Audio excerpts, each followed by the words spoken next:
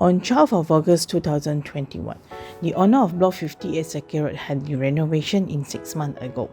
However, after the renovation, the electricity kept tripping. He invited the competent electrician to do the assessment of the electrical system. Let's hear the interview.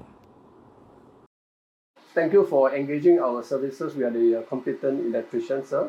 Maybe you'd like to highlight to our audience what was the problem that you're having.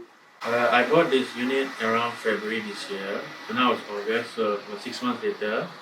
So last yesterday, the circuit breaker tripped 3 times in a day. Never happened before. Okay. So after today's experience with the electrician, I found out that although the outside of the box casing was changed, but the internal wiring, the internal circuit breaker, all was still the old. Oh, wow. That is 40 years old, and the wiring, the color, all was the old coloring system. So a lot of things weren't changed, a lot of things were still the old system, and that was the problem that caused the tripping. After a complete test, the electrician has replaced all the faulty breakers. The tests have verified the installation is according to the new Singapore standard.